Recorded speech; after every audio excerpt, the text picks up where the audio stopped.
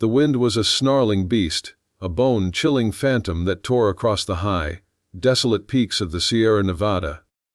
It howled a mournful, relentless song through the jagged canyons, promising nothing but frostbite and an unmarked grave to anyone foolish enough to be caught in its domain. This was not the sun-drenched, dusty west of legend. This was the frozen frontier, where nature's wrath held supreme court. Caleb Thorne rode into the storm's embrace, his broad shoulders hunched against the gale, his dark, battered duster coated in a rapidly forming sheath of ice. He wasn't a man easily deterred, a former Texas Ranger turned wandering bounty hunter. He'd seen things that would break lesser men. But this blizzard, a sudden, vicious attack in what should have been a mild late autumn, was testing the limits of his famed resilience. His horse, a sturdy, dark mare named Shadow, whickered a nervous protest, her breath clouding the air in thick, ghostly plumes. Every fall was a gamble on the rapidly vanishing trail. Caleb knew the score: find shelter, and find it now, or become another frozen monument to the mountain's indifference. He was miles from the nearest settlement, a forgotten mining camp called Black Rock Gulch, and the blinding snow had swallowed the familiar landmarks he'd been relying on. His only goal had been to cut across the high pass to collect the bounty on a notorious train robber, a goal now eclipsed by the primal need for survival. His hands, even within thick buckskin gloves, were losing all feeling, and the cold was seeping into his very bones, clouding his judgment with a dull, insistent ache. Then, through the swirling curtain of white, a shape materialized. It wasn't a natural formation. It was the rough, thin outline of a cabin, half buried in a drift, a lonely sentinel of felled timber against the overwhelming force of the storm. The sight hit Caleb's exhausted body like a shot of fiery whiskey, jolting him back to urgent life. He spurred Shadow forward, urging her up the final incline. The cabin was small, clearly abandoned, and long forgotten. The windows were boarded over, and the door hung slightly ajar, rattling a desperate rhythm in the wind. He dismounted stiffly, his muscles screaming in protest, and wasted no time. He wrestled the heavy door open, pushing Shadow into the relative calm of the shack's interior, then slammed the door shut, barring it against the wind's furious attempts to tear it from its hinges. The silence that descended was thick, broken only by Shadow's deep, steady breathing and the muffled roar of the storm outside. Caleb leaned back against the door, the tension draining out of him, a low, exhausted groan escaping his lips. He was safe, at least for now. He pulled the saddle off Shadow, allowing her to shake off the snow, and began stamping his own feet, trying to summon warmth. He reached for the tinderbox in his coat pocket, his mind already calculating the meager supply of wood he might find inside. It was in that moment of lowered guard of simple, grateful exhaustion that he realized he was not alone. A faint sound, a soft, almost imperceptible rustle from the darkest corner of the cabin, brought him back to razor-sharp alert. His hand dropped instantly to the heavy Colt Peacemaker holstered at his hip, his eyes, trained for danger, scanning the oppressive gloom. He squinted, letting his sight adjust to the near-total darkness, which was only barely pierced by the narrow slivers of light around the doorboards. A figure was huddled there, a small, still shadow against the far wall. It was not the looming, menacing shape of the outlaw he sought. It was small. It was a woman. She was wrapped in a thick, dark blanket, her face mostly obscured by the shadows and a hood or shawl pulled low over her brow. She hadn't moved when he entered, a stillness that suggested either extreme fear or profound exhaustion. Caleb slowly eased his stance, his hand remaining near his weapon, but the immediate threat assessment had dropped from hostile outlaw to stranded soul. He saw her shiver, a violent, uncontrollable spasm that shook her entire frame. The sound she made was not a cry, but a small, choked gasp, a sound of deep, profound cold. Caleb's instincts, forged in the harsh realities of the trail, quickly shifted from self-preservation to a different kind of urgency. They were sharing a prison of ice, and two frozen people were no better than one. He needed warmth, not conflict. He lowered his gun hand fractionally. The situation was dire. The storm was only intensifying, pressing against the flimsy walls like a hungry beast. The temperature inside the cabin was plummeting, already nearing the freezing point. Survival, pure and simple, was the only law that mattered in this godforsaken place. The old world rules of propriety and distance seemed ludicrous, a quaint memory of a different, softer world. They were simply two mammals trapped in a winter's fury. He found a few scattered pieces of kindling and some half-rotted wood near a rudimentary, rust-pitted stove. With practiced efficiency, he coaxed a small, struggling fire to life. The first lick of flame was a victory, a defiant spark against the cold, and the faint, sweet smell of wood smoke filled the air. The tiny blaze cast dancing, orange light across the cabin, finally illuminating the woman.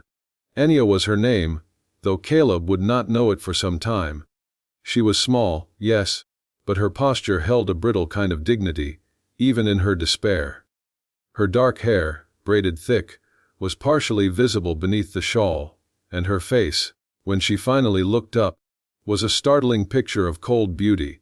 Her eyes, wide and unnervingly light, held an intense, almost feverish look, staring at the warmth of the fire with desperate longing. He saw the fear, but he also saw something else in the depths of her gaze, a fierce, almost animalistic resolve. She didn't flinch from his stare, nor did she make a move to flee or hide. She simply watched him, a silent sentry waiting to see if he was friend or foe. Caleb knew he had to keep the fire going. His meager supply of wood would last only a few hours at best. The cold was a physical presence, a weight on the air. He started breaking up a discarded crate he found in the corner, the sound loud in the small space. As the fire grew, the heat offered a brief, fragile buffer. But it was not enough. They were two bodies, rapidly losing core temperature in a space too large for one small fire to heat. Caleb looked at the woman again. She was shivering worse now, her lips a faint, worrying blue. He knew the progression of the coldy shivering, confusion, and then the final, deceiving warmth that heralded the end.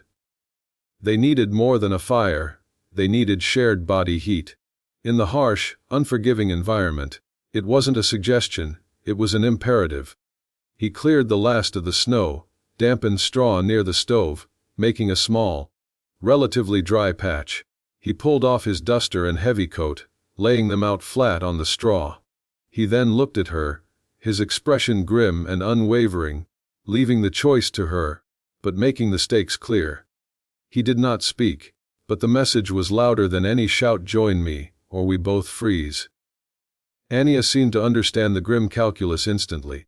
She hesitated for a long, agonizing moment, her gaze dropping from his intense eyes to the simple, life-saving bed of straw and wool he had prepared. The flickering firelight caught a strange, silver symbol on a small, leather thong around her neck, a symbol he didn't recognize, but the brief flash of light seemed to make her decision for her. With a sudden, swift movement that belied her chilled state, she shuffled across the cold, dirt floor. She settled beside the coats, maintaining a stiff, careful distance, but accepting the unspoken truce. Caleb lay down quickly, pulling the heavy blanket he'd brought with him over both of them. He then did the hardest thing. He forced his cold, reluctant body to press against hers. He felt the shock of her icy skin through her simple clothes and the sharp, involuntary intake of her breath. He wrapped his arm around her, a heavy weight of desperate necessity, holding her in a way that had nothing to do with desire and everything to do with survival. The storm raged on outside, oblivious to the strange, intimate pact forged within the tiny shack.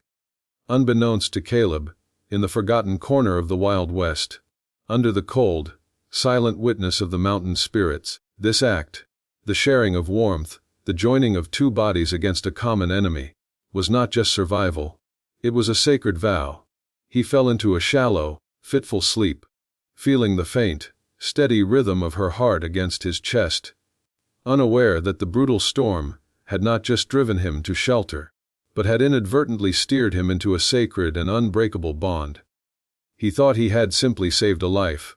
He had, in fact, claimed a mate. The sun would rise in a few short, desperate hours, and with the light would come a reckoning neither of them could foresee. The cold was defeated. That the law of the mountain was now ascendant, and it demanded its due. Caleb Thorne woke to a sound that was not the storm, but the eerie silence of a world buried deep in snow. His eyelids felt heavy, glued by exhaustion, but his body's immediate tension was a familiar alarm bell. The first thing he registered was the gentle, consistent warmth pressed against his side, a warmth that had saved his life. He opened his eyes slowly. The fire had died down to a few glowing embers, but the blizzard outside had finally broken. A cold, pale light, refracted by the thick snowdrifts piled against the window boards, filtered into the cabin. The air was still bitingly cold, but bearable. He was looking at Anya's face, now revealed in the weak morning glow. She was still asleep, nestled deep into the crook of his arm, her breathing shallow and steady. Her shawl had slipped back, revealing a stunning cascade of raven hair and a face carved with fine, elegant lines. She possessed a striking beauty, fierce and untamed, utterly unlike the saloon girls and town wives he'd encountered in his travels. The paleness of the high altitude and the recent cold gave her skin an alabaster quality, contrasting sharply with her dark lashes. His instincts, honed by years on the frontier, told him she was different. She wore simple, sturdy buckskin and wool, but her clothing was immaculately crafted, suggesting a life lived close to the land, far from the rough and tumble settlements.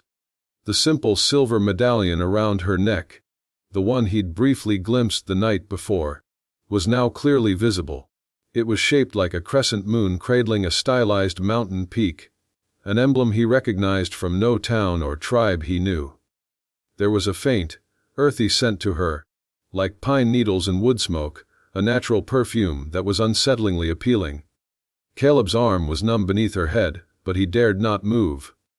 A sudden, unexpected wave of possessiveness washed over him.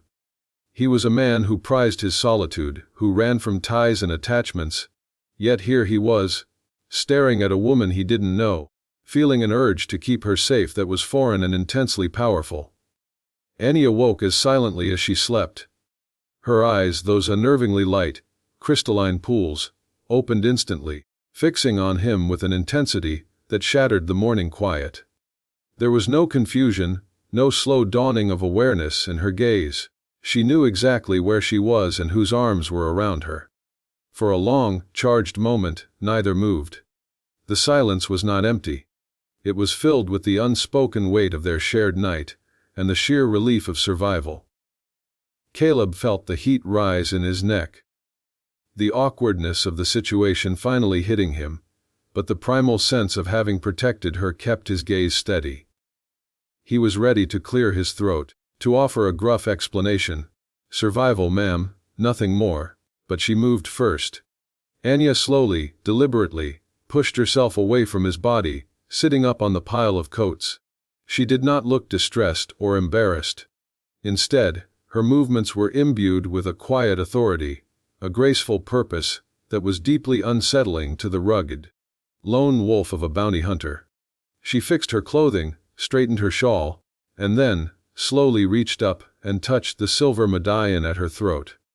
Her eyes met his, and in their depths, Caleb saw not the fear of the night before, but something profoundly resolute.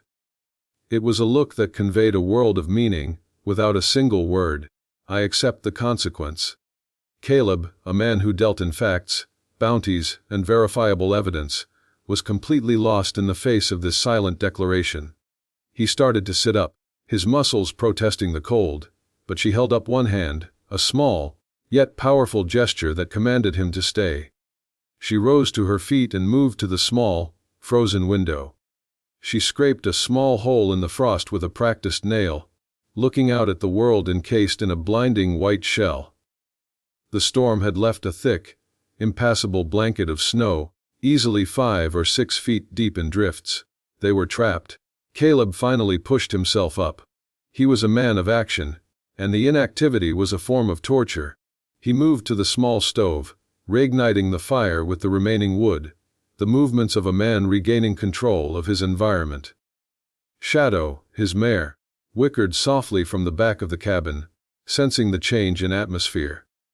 He looked at Anya, and for the first time, he noticed the small, nearly invisible tattoos tracing the line of her cheekbones, intricate patterns done in a dark, earthy pigment. They weren't decorative, they looked like markings of lineage or rank. When the fire was crackling, providing a small measure of comfort, Anya turned back to him. She walked slowly to the center of the cabin, her hands clasped loosely in front of her. The pale light seemed to gather around her. She looked at him, not with flirtation or fear, but with the solemnity of a judge. She gestured toward the pallet of coats and the spot where they had slept. Then, she traced a finger around the cabin's perimeter, a gesture that encompassed the door, the walls, and the life-saving fire. Finally, she pressed her hand over her own heart, and then pointed directly at his chest, a direct, undeniable claim. Caleb understood the message on a purely visceral level, despite the lack of words. This place, this night, the sharing of warmth, it has bound us. The implication was absurd, ridiculous, a fairy tale born of frozen delirium. He was a lone wolf, a rootless wanderer with a price on his head and a badge in his past. He didn't even know who she was, only that she was clearly from some isolated community with deep, powerful traditions. He shook his head, a single, firm movement that was meant to dispel the strange, magnetic pull he felt and reassert the logic of the frontier. Survival was necessity. Intimacy was accident. The cold forced them together, and now that the cold had passed, they were free. But Anya's expression did not change. It was a mask of unyielding certainty. She walked over to her pack, a small, tightly wrapped roll of leather, and pulled something out. A small, crudely drawn map on weathered animal hide. She spread it on the dirt floor, pointing to a small, circled area deep in the mountains, far to the west of the established trails. Then, she pointed from the map to the silver medallion, and finally to him. The message was crystal clear. This is my home. You are bound to me by the law of my people. You must come with me. The sheer, staggering audacity of the demand almost made Caleb laugh, but the solemn fire in her eyes silenced the impulse. This was no game. Her people, he realized with cold stab of understanding, must be one of the reclusive mountain tribes, fiercely traditional and utterly removed from the laws of the American government. To them, the law forged in that cabin, under the eye of the storm, was absolute. He looked at the snow, the impassable barrier that was his first obstacle. He looked at her, the unbreakable bond that was his second, and far more terrifying, challenge. He had sought shelter from the cold, and instead found himself trapped by a sacred law he didn't even know existed. The bounty hunter, the man who controlled his destiny with the steel in his holster and the speed of his draw, felt a terrifying sense of helplessness. He was claimed. And his claimer, the beautiful, silent woman named Anya, was already preparing their meager supplies for a journey deeper into the wilderness. The realization settled over him like a cloak of freezing rain. His future, his freedom, had been forfeited in the pursuit of a single night's warmth. Caleb now faced a stark choice: reject the claim and risk a brutal confrontation with a woman whose customs he did not understand, or follow the path of the mountain mate, walking straight into the unknown. The sun was rising, but a new, darker storm, the storm of commitment and tribal law, was just beginning. Caleb Thorne, the veteran tracker and gunfighter, was now a man stripped of his agency, a captive of custom more binding than any jail cell. The reality of his situation, laid bare by the sheer certainty in Anya's eyes, was inescapable. He had spent his life chasing freedom, only to lose it to a forgotten, sacred law invoked by the fury of a blizzard. The morning demanded movement, despite the deep snow. Anya moved with the quiet efficiency of a mountain creature. She packed her small belongings with swift, practiced movements, securing them onto Shadow, Caleb's mare, with knots he barely recognized. She did not ask permission, she acted with the prerogative of one who now shared ownership of all his worldly possessions, including the mare. Caleb watched her, a knot of resentment and reluctant respect tightening in his chest. The first few hours of their journey were a grueling test of endurance.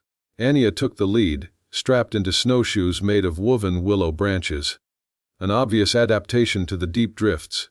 Caleb, forced to follow, struggled on foot, the thick snow exhausting him with every high step. He watched the way her small body moved, flawlessly navigating the treacherous terrain, finding the hard, packed spots beneath the fresh powder. She moved like liquid shadow, perfectly adapted to the unforgiving landscape. He quickly realized she was not simply a native of the area, she was a master of it. The trail she followed was invisible to him, a faint memory of the wind's path or the contour of the earth, felt only by those intimately connected to the mountain's soul. She stopped once, pointing silently to a series of faint scrapes on a large, granite boulder.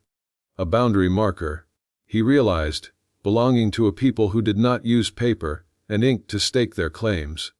They were venturing deeper into the sacred territory shown on her cryptic map. As the sun climbed, the glare off the pristine snow was blinding. Anya produced a pair of primitive eye shields, made of bone and leather with thin slits, and wordlessly handed one to him. The practicality of the gesture was undeniable, yet it only reinforced the strange reversal of roles. The rugged frontiersman was being guided, protected, and equipped by the silent woman he had unintentionally claimed. He put the shield on, feeling the ancient wisdom of her people protecting his sight. The tension between them was a fit, volatile atmosphere, unburdened by dialogue but heavy with mutual awareness. Caleb's frustration grew with every laborious step. He was used to commanding, to making decisions. Now, he was merely following, his mind cycling through escape plans that were immediately defeated by the reality of the landscape and the implacable surety of his guide. She never looked back to check if he was following, she knew he would. The bond, however ridiculous its origin, carried a gravitational pull he couldn't ignore.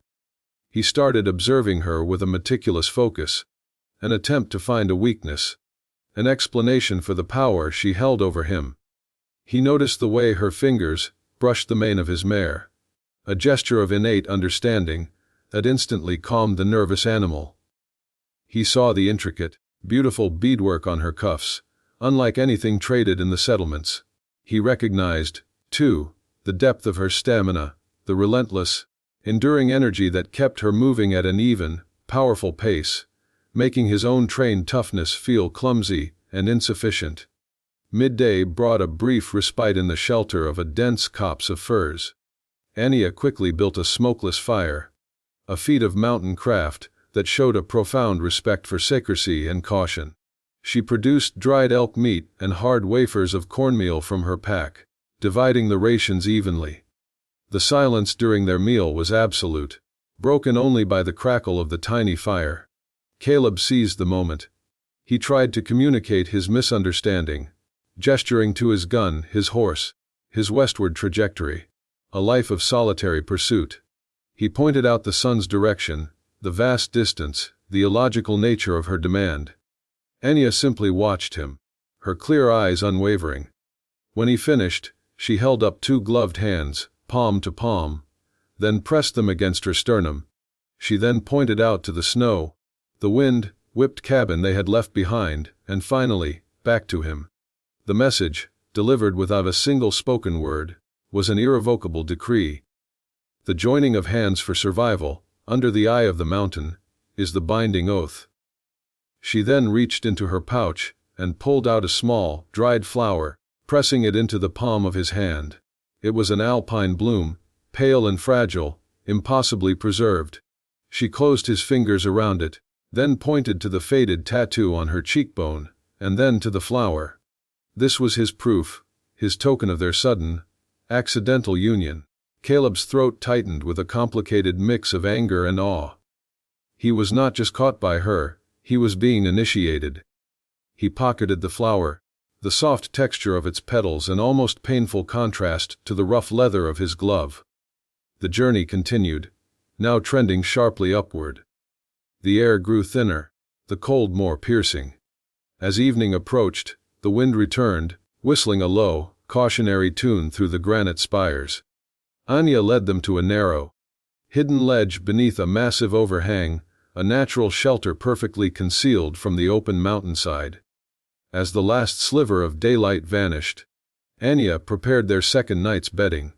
This time, she laid out the coats and the blanket, not in separate piles, but as a single, shared nest. She did not hesitate. There was no question of propriety or choice. The law of the mountain was clear, and the vow had to be honored until they reached her people. She settled down first, her back to the cold stone, leaving the place of warmth, the inside position, for him. Caleb looked at the small space, his heart pounding a slow, heavy beat against his ribs. He knew what was expected. Survival had already been served. Now, the act had become one of acknowledgement and acceptance of the bond. To refuse was to reject her law, to spit in the face of the mountain spirits. And something in the silent, formidable strength of Anya told him that such a rejection would have consequences far more severe than the cold. He lay down beside her, the familiar scent of pine and wildness enveloping him. He felt the cold shock of her body giving way to shared, urgent warmth. He found himself not dreading the intimacy, but finding a strange, deep solace in the uncomplicated, absolute commitment of her presence. As the stars appeared in the frigid, black sky, Caleb Thorne, the loneliest man in the West, held his silent, accidental bride. He closed his eyes, no longer fighting the physical bond, but knowing that the true battle, the fight against the claim on his soul, was yet to come. The peak of Anya's mountain was waiting, and with it, the final, terrifying judgment of her people. The hidden valley held its breath. The silence that descended upon the clan of the sun and moon was so profound it seemed to amplify the heartbeat in Caleb Thorne's chest. He stood unarmed, exposed, a symbol of the chaotic outside world brought into a sanctuary of ancient order. The clan chief, whose name was Elder Cale, was the embodiment of that order, his gaze a physical weight that pressed down on Caleb. Elder Cale did not rush to judgment. He observed Caleb with a deep, unsettling intelligence, taking in the bounty hunter's wary posture, the remnants of city leather on his boots, and the raw, untamed look in his eyes. Cale then looked down at the dried alpine flower, the sacred token, held aloft in Anya's hand. He ran a finger over the silver crescent moon medallion resting on Anya's chest, a gesture that was both a blessing and a reminder of her high standing within the clan. Anya then performed the ritual of witness. She lowered the flower and pointed to the high, snow-caked peaks that towered over the valley. She then gestured toward the spot where the sun met the mountain ridge, indicating the time of the blizzard's fury. She pressed her hand firmly against her heart, and then pointed to Caleb, her meaning clear. The mountain was the witness, the cold was the threat, and the shared warmth was the binding act.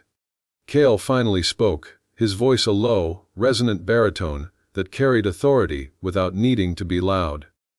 He addressed the clan and the elders first, confirming the sacred law was indeed fulfilled.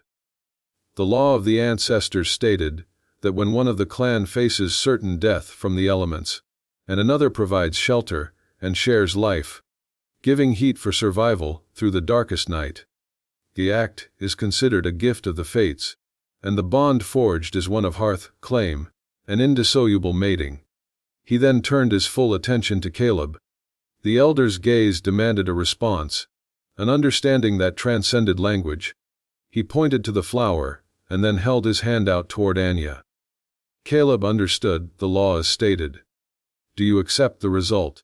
Caleb was trapped, not by walls, but by honor and a growing, undeniable connection to the woman at his side. He saw the pride in Anya's stance, the quiet strength that had guided him through the blizzard. He recognized the profound danger she had faced, and the absolute necessity of their union. To reject her now, to deny the life she had been gifted by his involuntary action, was not merely an insult to the clan, it was a rejection of fate itself. With a weary but firm set to his jaw, Caleb nodded once. It was not a gesture of romantic acquiescence, but a warrior's acceptance of an unbreakable obligation. He accepted the claim. The atmosphere shifted instantly. A low, unified murmur rose from the assembled people, a sound of relief and confirmation, like the wind passing through the pines. Anya lowered her gaze, a subtle tremor passing through her shoulders, the first sign of powerful emotion he had ever seen her display. Elder Kal then laid down the conditions of the bond. Caleb Thorne was now Kalan, the mate of Anya, a title that carried both immense respect and crushing responsibility. He was not immediately considered one of the clan, but a tethered outsider. He would be tested. For 1 full year, he must live by the ways of the sun and moon, proving his loyalty, his strength, and his ability to honor the life claim he had stumbled into. His past, his history as a former ranger, a bounty hunter, a man of guns and fleeting justice, was irrelevant here.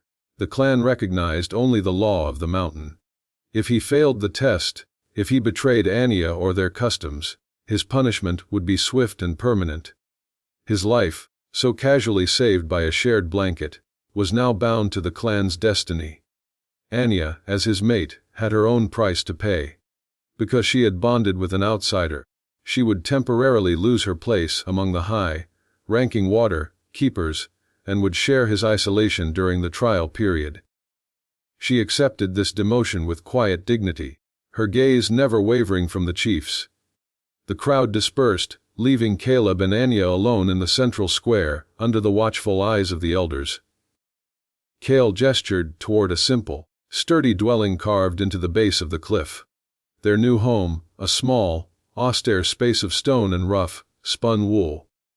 As they walked toward the dwelling, Anya finally moved closer to Caleb, her shoulder brushing his. She stopped at the entrance, and for the first time, she performed a purely personal gesture.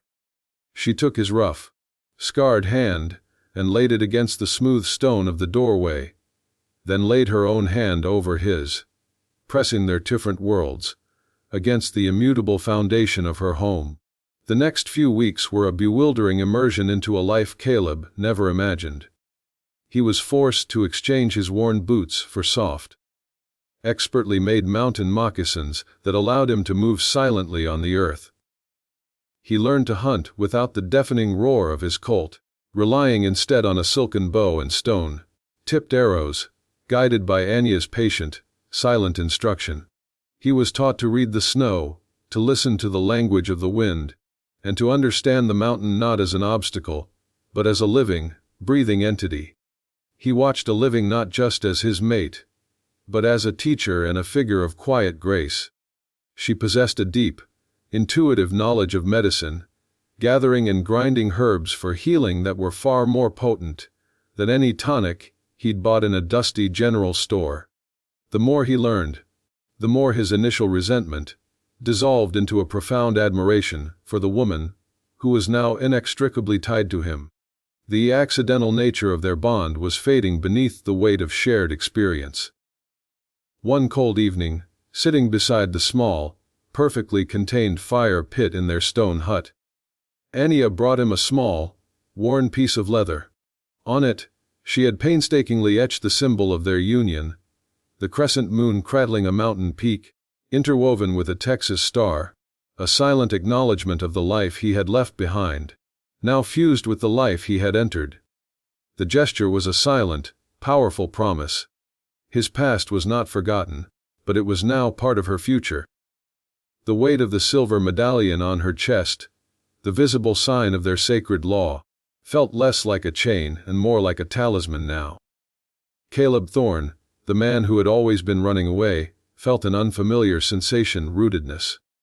But the peace was fragile. The trial period was only just beginning, and not everyone in the clan viewed the outsider with acceptance. an air of skepticism and jealousy lingered around them, particularly from one of the other hunters, a tall, powerfully built man named Liran, whose watchful, possessive gaze never left Anya. Caleb knew his greatest tests lay ahead: to survive the mountain, win the trust of the clan, and finally, to face the rival for Anya's heart. His accidental marriage was about to become a fight for his life. The trial of Caleb Thorne was a crucible forged in the isolation of the mountain. He spent months proving his worth, his days marked by the endless, demanding tasks of the clan: hauling timber from the high forests, mending the stone weirs that channeled the warm spring water, and learning the complex, seasonal migration routes of the elk. His hands, once calloused by rope and the steel of his pistol, now knew the smooth, rough grain of wood and the chill of mountain stream water. His relationship with Anya deepened, moving past necessity into a profound, shared existence. She was his shadow and his light, instructing him without judgment, celebrating his small triumphs with a subtle shift in her bright eyes.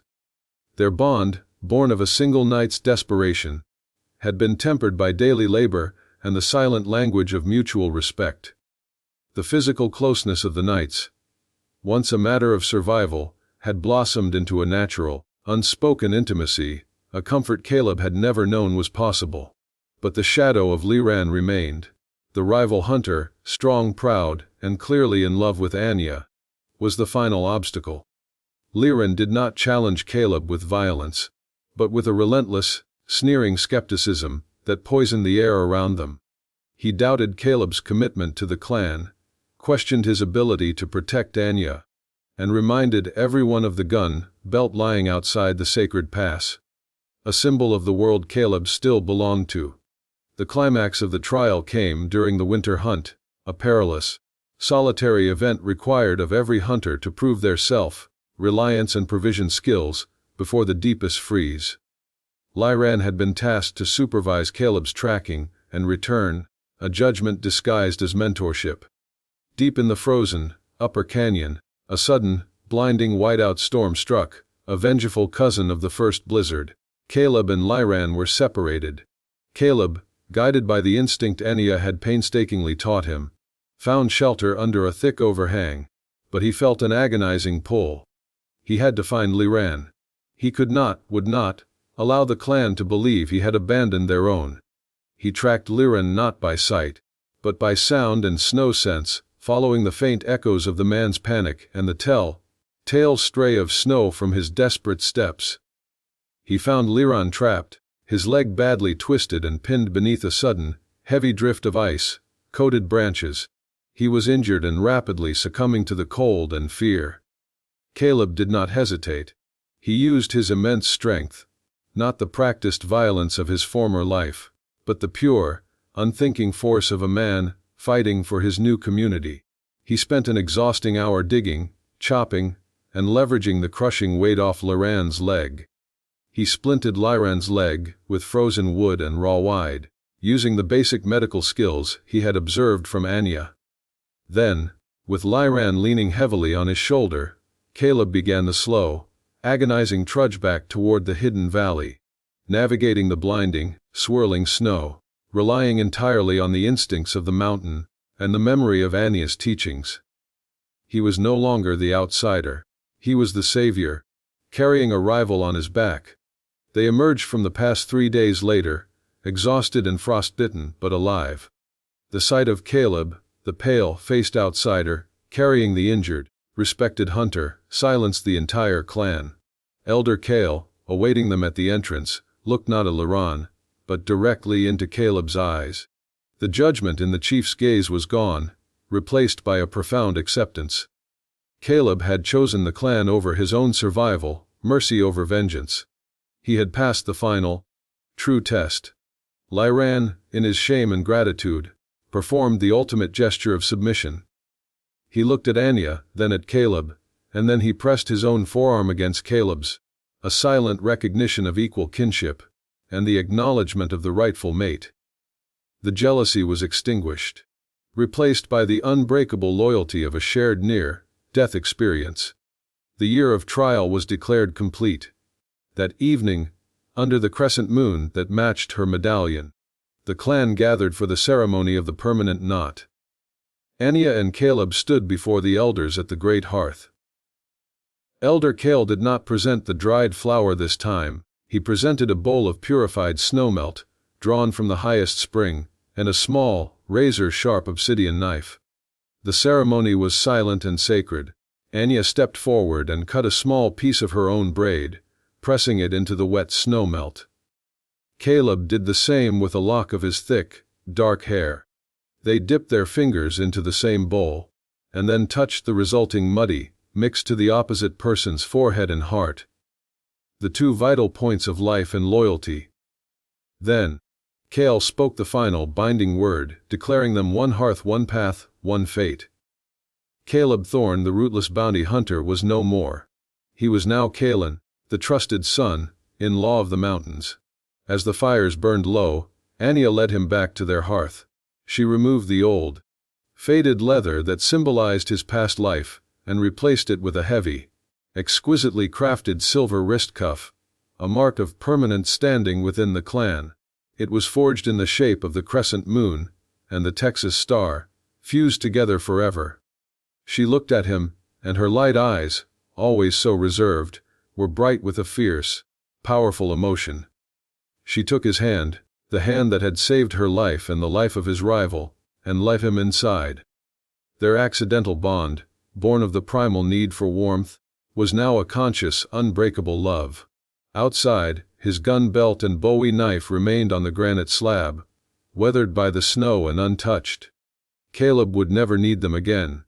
He had traded the cold steel of the frontier for the everlasting warmth of a shared hearth.